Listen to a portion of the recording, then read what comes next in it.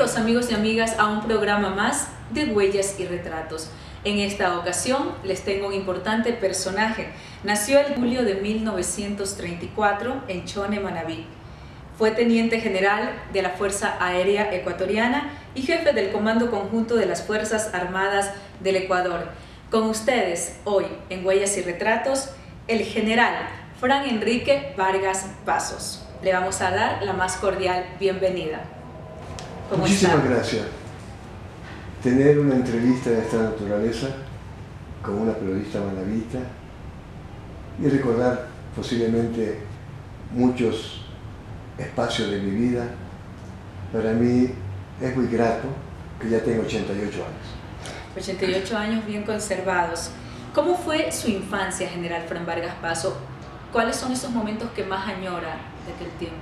No recuerda el origen de esa vida cuando nuestros padres, especialmente nuestras madres, nos cogían, nos abrigaban con sus brazos, nos daban ternura, nos daban un sinnúmero de estímulos que no se los comprendía en ese entonces, pero que se guardan y son parte de nuestra personalidad, de nuestra conducta, que están muy dentro del ser humano, el trato que nos dieron mis padres. Luego, cuando ya tengo un desarrollo, que ya comienzo a correr, a caminar, está muy íntimamente identificado con el medio en que nací, en el campo. Manabí era muy exuberante, era una provincia muy rica en vegetación, que hoy pues se la ha destruido. Hay ya pequeños desiertos o pequeñas áreas que no existe vegetación. En mi época sí, era muy rico y había una fauna muy grande. Habían animales también peligrosos como las culebras, que eran en gran número y de gran variedad, muy venenosas. Pero ahí nos criamos, aprendimos a fortalecer nuestra conducta, nuestra personalidad, identificándonos con la agricultura, que era lo que estaba más cercano a nosotros. ¿Y usted ayudaba en las faenas agrícolas? La siembra, la cosecha, la recolección, la venta y muchas veces la exportación de productos que teníamos nosotros en nuestras propiedades agrícolas. Eso nos fue creando una personalidad muy cercana, muy íntima con el territorio nacional. Me tocó la época escolar en Chone. ¿En qué escuela estudió? Mi padre, de tendencia liberal, nos educaba en la escuela pública. Yo fui a la Calderón hasta los 4 años, porque íbamos al jardín infante. Pero ya cuando estuvimos más grandecitos, por esa cultura separatista entre el hombre y la mujer, nos mandaron a la escuela Montaña, donde estudié la primaria. Recuerdo a mis maestros con mucho cariño, a todos ellos. ¿Recuerda a algún maestro en especial? Especialmente a uno que era de origen de acá de Quito, el señor Catón Álvarez, muy estricto, muy fuerte, pero creo que nos formó, nos implantó esa disciplina que es fundamental y necesaria en la vida de un ser humano. La escuela fue muy bella, hacíamos deporte con pelotas de trapo. ¿De sus compañeros de escuela recuerda algunos? Sí, sí. En Chone no había esa división de clases, de pobre y de rico. Todos éramos un grupo humano que nos entendíamos y teníamos amistad. Habían gente, perdone que diga esta palabra, muy pobre, otros más ricos, pero teníamos una comprensión a través de la comunicación y de la amistad que hicimos, que siempre cuando nos encontrábamos hace tiempo nos abrazábamos como si fuéramos hermanos. ¿Y cuál es ese amigo de la infancia que más? Bueno, yo me acuerdo que había un señor que era negro, solo era negro, que era fuerte, ¿no? Y que nos amenazaba. Y claro, le teníamos respeto. Pero cuando yo llegué a ser mayor, le recordé aquello, nos encontramos en algún lugar y le decía, tú me hacías esto, y lo desafié a pelear. Él me decía, no, tú me humillabas cuando era chico, ahora quiero demostrarte que no tienes esa capacidad. Entonces, pero fue una cosa de palabras, nos abrazamos, me invité a comer, ya estaba un poquito mayor, era mayor a mí con unos 10 años. Ahí había alumnos de 15 hasta 16 años en la escuela. Era una cosa muy típica en los pueblos manabitas, porque no había escuela en todos los lugares. ¿Era buen estudiante o no? Yo. ¿Usted? Y estaba entre los alumnos que se distinguían como buenos alumnos. habían buenos alumnos. Yo me recuerdo un compañero, Ítalo Delgado, que acaba de morir hace poco tiempo. Era muy inteligente, era un hombre muy locuaz, lo seleccionaban para muchas cosas. A mí, en cambio, me seleccionaban en la escuela para recitar en el municipio de Chone, en la fiesta de Chone. El profesor mío, Catón Álvarez, ¿no? Me decía, apréndete esto, me hacían recitar casi todos los años. Y me gustaba, soy franco, ¿no? Me ponía en la tribuna y recitaba.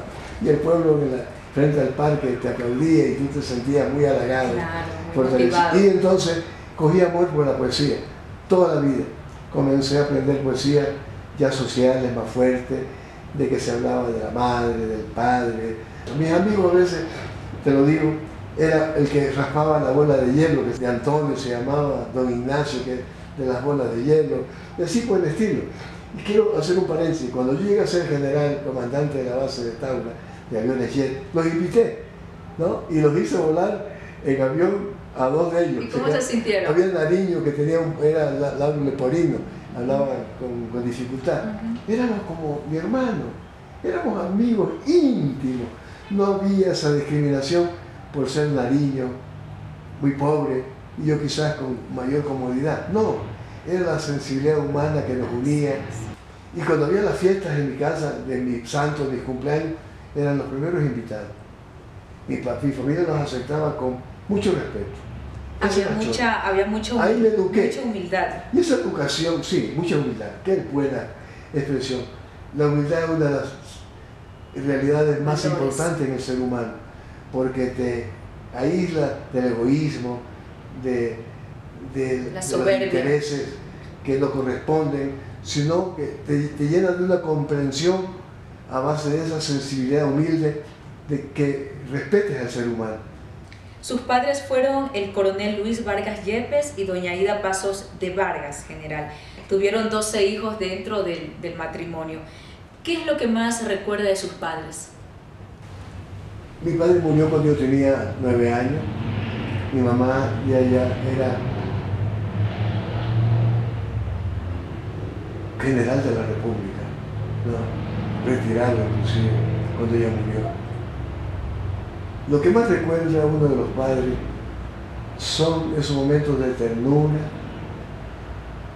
de protección que le dan, también a veces momentos de corregir ciertas actitudes que se consideraban no propias para ser personas más civilizadas, más nobles.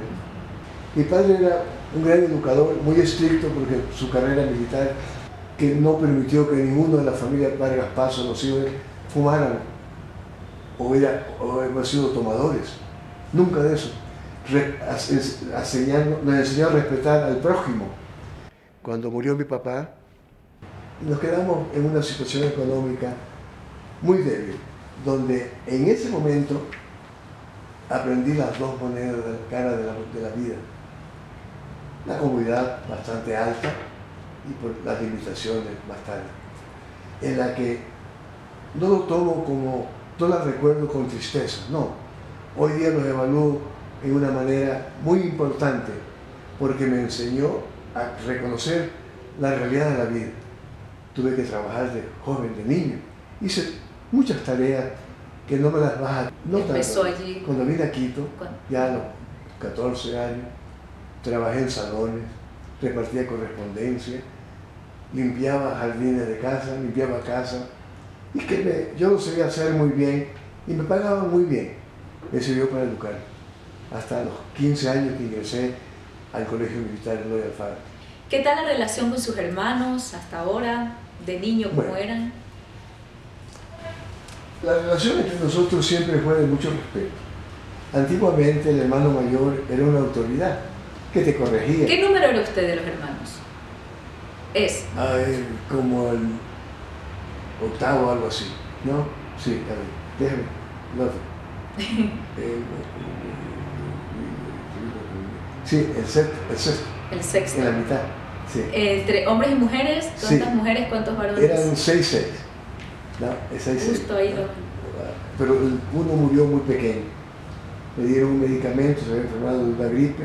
Parece que el medicamento no estuvo bien y murió en minutos. Se intoxicó. sea ficción. Pero bueno, lo recuerdo con mucho cariño, a pesar de que murió hace tanto tiempo. ¿Cuántos años tenía él? Ahorita tuviera como 80 por ahí, ¿no? Pero yo todos los años voy a su pequeña tumba En Chone. con una flor, converso con él. Yo converso con mis padres en la tumba de ellos en el panteón donde están enterrados. ¿Dónde están en Chone? Sí, no, están en Guayaquil. En Guayaquil. Parece mentira, yo converso. Y todas las noches tengo 2 fotos ahí, me despido de ellos todas las noches con un respeto, santiguándome y deseándoles paso en sus tumbas. Eso es interesante. Te decía que la hice en la Montano, la primaria, que lo recuerdo con mucho cariño. Hace poco la visité porque estaban haciendo un documental de mi vida. Saludé con los profesores, le hablaba a los niños cómo era la escuela en esa época. Había el río donde nos bañábamos, ya nos han cercado. Nos bañábamos desnudos, porque íbamos a la escuela o en la ropa interior. Y los profesores que eran de la sierra se asustaban de esa cultura nuestra, ¿no? Que no era nada malo, era hasta inocente porque no sentíamos ninguna situación extraña de tirarnos al río sin ropa. Nadábamos ahí en invierno. En ese tiempo era así. Era bello, ¿no? Una vez llegó una periodista alemana que se llamaba Lilo Linke, que me recuerdo, y nosotros llegaban las lanchas, a Chone, desde Bahía hasta Chone pasaban, y cuando se iban las lanchas nos íbamos atrás para ir nadando en los tumbos que hacía, pero sin ropa. Y teníamos que andar por la calle de regreso 4 o 5 cuadras desnudos. Y esta señorita periodista filmó y creíamos que era una ciudad de nudistas. Así lo había publicado en la BBC de Londres, ¿no? Porque éramos 50, 60, 80 niños desnudos que nos bañábamos en esa época en el río. Una vida muy sana, muy limpia, de mucha disciplina, parece mentira. Mucho respeto al adulto mayor, a los ancianos. Saludábamos en la calle con mucho respeto a las damas. Hay mucha inocencia y valores que se ha encarnado en la sociedad actual, ¿no? Éramos muy sanos, chicos muy sanos. Aprendí a amar el campo. Mi padre, más de militar, fue un campesino que cosechó muchísimas cosas: cacao, café, caña de azúcar, la tagua, la fruta, ganadería. ¿Sus padres eran choneros, los dos? No, de Puerto Viejo, mi padre, y de Calceta mi mamá. Ah, igual que mi mamá de Calceta. Sí, mis abuelos eran colombianos. Bueno, ¿qué cualidades aprendió de su madre? De mi madre, el concepto de manejo de la economía. Ella decía unas expresiones muy lindas, posiblemente lo copiaba esta expresión de otro, pero ella lo decía: cuida los reales, porque era la moneda, que los sucres se cuidan solos. Teníamos todos una alcancía que íbamos guardando, que yo vendía por leche, queso, fruta. ¿Sí era usted disciplinado en ahorrar? Su mamá era una mujer que tenía un concepto de la economía muy claro, muy claro. Las mujeres de entonces no se educaban en las universidades. Máximo la escuela, algo del colegio, sabían tejer, sabían pintar, eran buenas cocineras. Lavaban. Hacían todas las actividades de la casa. Eran buenas esposas, buenas madres, que sabían conducir el hogar con principios muy claros y responsables. Mi madre tenía un concepto siempre del negocio, ¿no? De elaborar conserva, hacer bistelas, rompope, todas las cosas se embotellaban y se vendían, y muy bien, ¿no? En Navidad ella iba haciendo con una hermana que era muy hábil de mi mamá un bazar de madera que hacían vaquitas, manualidades. Yo lo denuncio con orgullo de haber ordeñado vaca, de haber hecho queso, de hacerlos, venderlos en las calles y los entregarlos a las casas. Los llevábamos a Bahía y los exportábamos. Los barcos italianos que llegaban nos compraban nuestra fruta, los italianos, con locura, ¿no? También vendíamos café, cacao, queso, que lo llevaban a Perú en esa época y a Chile. Nos daban buenos ingresos. Íbamos en balsas, con remo, o en canoas, o en una lancha que también teníamos. Entonces, era una vida muy productiva, muy formativa. Nos educaba con mucha responsabilidad de obtener los recursos desde muy pequeña edad. Los niños trabajaban y saberlos cuidar, sin perder los estudios, ¿no? Claro. Inclusive teníamos profesores en la casa. Estábamos bien entrenados, muy bien educados. Pero era lo que tú dices, lo que recuerdo de mis padres. Esa conducta, esa personalidad, esa estrictez, esa responsabilidad de crear una vida con principios morales, éticos, de trabajo.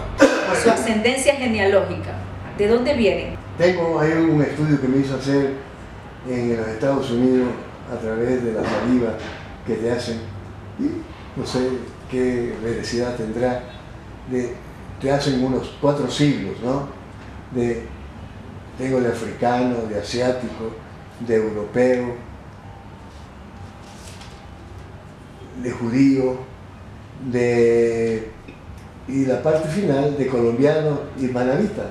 Mi padre, por parte de su mamá, tenía origen griego, por ejemplo, ¿no? El apellido Arianea.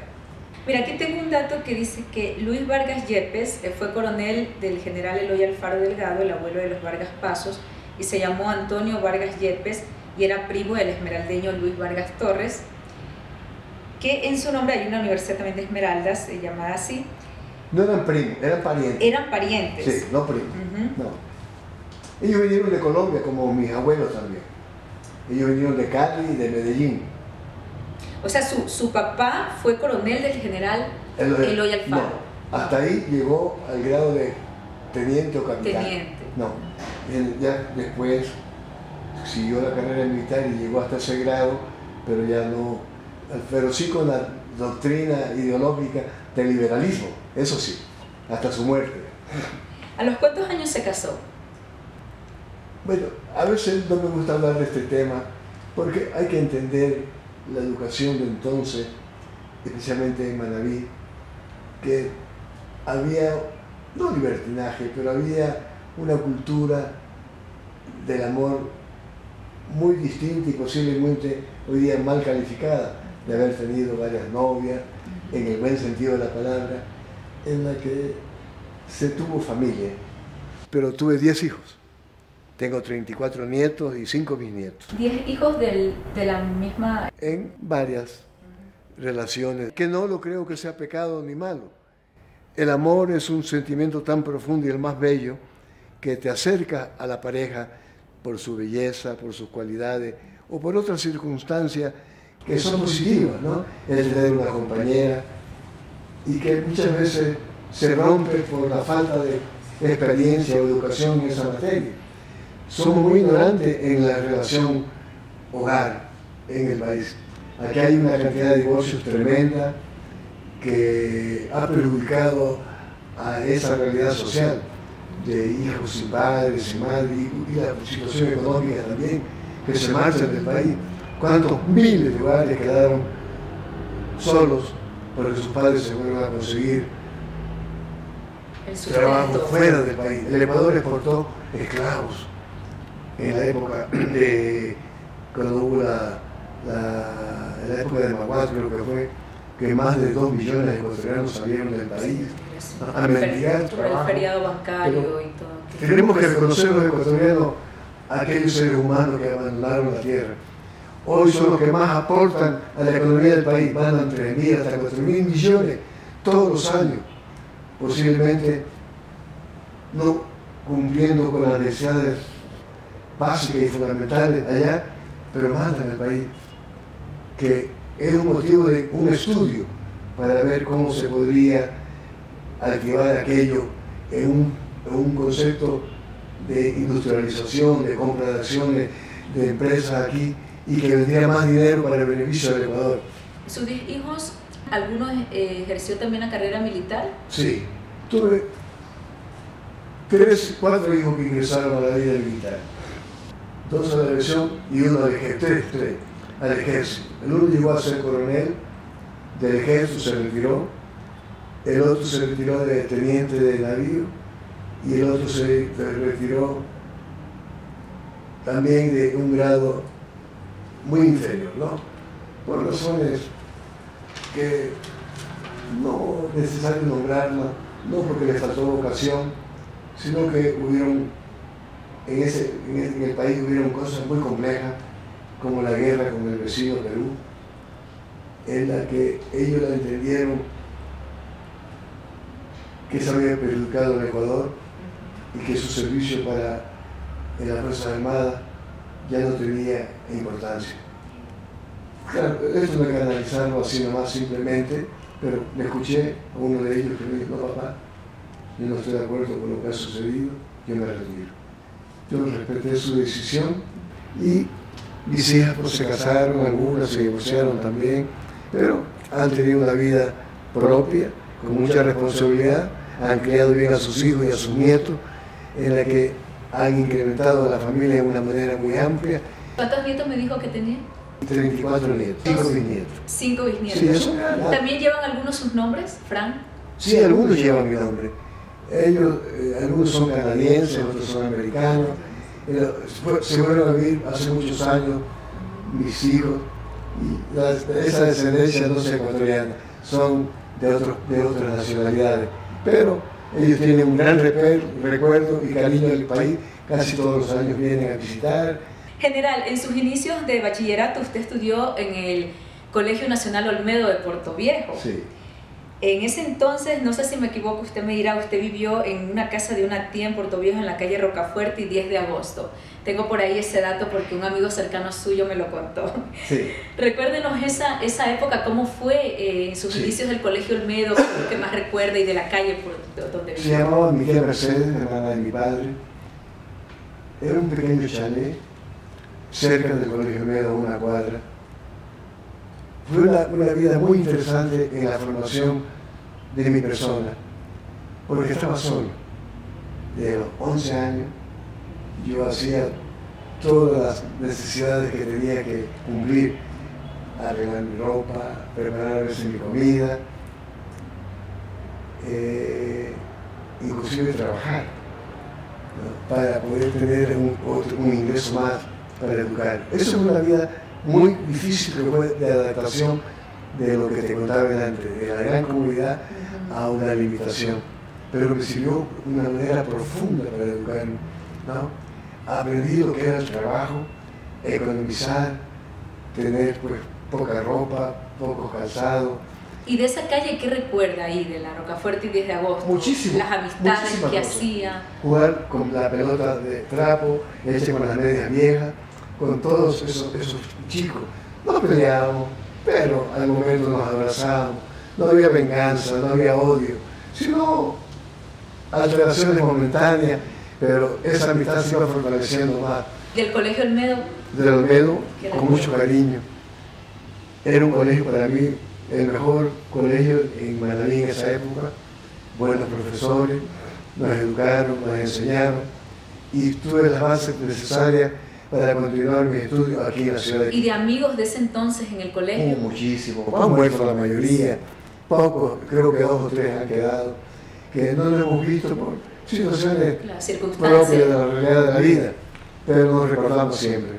Ahí hay un amigo que murió hace poco también ya, ¿no? Que le llamábamos Pepungo, cantaba muy lindo, pero cuando nos encontramos, ¿no? Sin servirnos licor, ni mucho menos, pero sí nos tomábamos a veces un vinito para recordar esa época, se cantaban las canciones de la época, recordar de las enamoradas que tuvimos. ¿Y de los profesores de aquel entonces? Con mucho respeto, mucho respeto. Y Horacio Hidrobo fue mi profesor, el papá de la familia.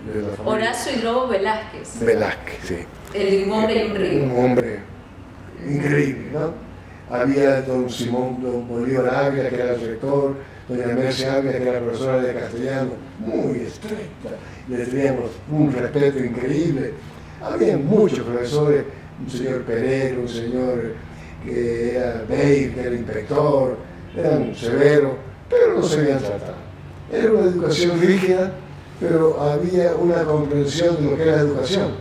La educación no es cuestión de maltratar, sino de buscar los medios, los actos positivos para tener esa formación integral buena que es necesario en la vida, ¿no? Ahí nos daban moral y cívica. Moral y urbanidad. Pero más que la teoría, era el ejemplo de los profesores. Una actitud de ejemplo increíble. ¿Nunca fue revolucionario en el colegio? Bueno, sí hubo huelga. Yo estuve en una huelga, me acuerdo, y por eso que nombré era contra el rector te lo dije antes, señor Ávilas, ¿no? Y la madre, la profesora de castellano, se acercó, yo estaba en la cerca, me dice, Fran, te va a dar la última clase. Yo era crespo, sano, ¿no? Y el pelo siempre estaba en la frente. En la frente. Y me dice, ¿por qué estás cortado el pelo? Déjalo, que esa es tu elegancia. Yo era chirapo. Me recuerdo de aquello, porque la señora, cuando daba clase, se acercaba y me tocaba mi pelo, ¿no? Algo increíble. Después de que usted estudió en el Colegio Nacional Olmedo de Puerto Viejo, usted ingresó al Colegio Militar Eloy Alfaro y lo expulsaron. ¿Por qué lo expulsaron? Un problema como los hay en cualquier colegio, pero en este caso fue mucho más delicado. Ya estábamos en años superiores del colegio, posiblemente se necesitaba más oficiales, que habían pocos en las Fuerzas Armadas, y recibieron un grupo de bachilleres en las vacaciones nuestras, que era de un mes y medio. Y cuando regresamos, ellos eran autoridades nuestras. Y la tradición en la vida militar no cabía esa situación. Nosotros éramos más antiguos, que ya teníamos 3 años en el colegio. Y se formó un problema que culminó con un enfrentamiento en la que yo no intervine, soy franco. Pero ese espíritu de cuerpo, de unidad, cuando preguntaron a los culpables que pasan adelante, yo pasaron un poco, 3 o 4. Me llevaron detenido al batallón Vencedores, que queda aquí en Quito, y nos expulsaron. Pero cuando vinieron las investigaciones, tuvieron conocimiento que yo no había cometido nada malo, me llamaron para que ingrese, pero yo ya no me sentí protegido en esa situación y quise ingresar a otro colegio. Ahí ingresó al Instituto Mejía. Y lo único que me recibió fue el Colegio Mejía, donde tengo grato recuerdo. Ahí el bachillerato. ¿Cómo? Ahí culminé mi bachillerato. Y hice un papel muy importante en ese colegio como deportista. ¿Qué deporte? Todos casi, atletismo, natación, defensa personal, hice de todo. Tengo algunos... ¿Fue cachiporrero? También fui cachiporrero, reconstruí la banda con el señor Genaro Fierro, ganamos muchos premios. Estuve presente en una ceremonia en la que se me hizo un reconocimiento recordatorio de aquella época, ¿no? Me dio una gran felicidad a mi edad coger la cachiporra, hacer alguna cuestión y saludar con los cachiporreros. Muy lindo, muy lindo. Estudios en Escuela Militar de Aviación, los inició en la Escuela Militar de Aviación de Salinas y ahí terminó una carrera con muchísimo éxito. ¿Por qué quiso estudiar aviación? La aviación siempre ha sido un estímulo que convoca a los jóvenes, por lo especial que es, ¿no? De estar en el espacio, manejar una máquina, y nos nació la vocación de ingresar a la aviación. Pero desde niño sí tuvo afición por los aviones. Sí, pasar un avión, siempre nos emocionábamos, y de muy pequeño me iba a Puerto Viejo para volar en una avioneta que volaba Manta. Me hacía amigo de los pilotos, les hacía regalos, y me llevaban gratuitamente hasta Manta, y me venían por tierra nuevamente. Entonces, había un estímulo muy lindo, muy bello. Habían películas de la Primera Guerra, de la Segunda Guerra, que a ti te estimulaban también, no con el deseo de destruir, sino de volar esas máquinas. Hice mucho esfuerzo, me saqué la primera antigüedad, y por ello me gané una beca en los Estados Unidos, donde me gradué. En la Escuela de Pilotos de Guerra. De los Estados Unidos. Texas. En San Antonio, Texas. Estuve en Lackland, en Bryan, en Graham, en Florida. Tuve 1 año, 2 meses allá y obtuve el ala de piloto americano. Sí, yo estuve en todas las bases militares. También me mandaron a destacamentos que había en Tulcán, en el oriente ecuatoriano. Volé aviones pequeños de hélice, después de Turuel, aviones jet. ¿Aviones de caza? Sí, aviones de caza. Ese fue el primer avión que volé que está ahí, que es AT-6, un avión muy significativo en la aviación mundial. Era un avión americano que peleó en la Primera Guerra y al principio de la segunda, pero aquí era muy adelantado para... Incluso lo desarrolló un señor de su mismo nombre, Frank Whip, ¿no? Y compañía Gloster.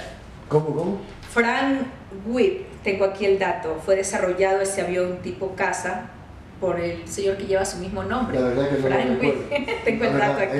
Me das una y de lección. compañía No Gloster. lo recuerdo. Entonces pues tuve suerte, volé también aviones de transporte y cuando me retiré no volé nunca más porque yo creía que había cumplido con mi deber de ser piloto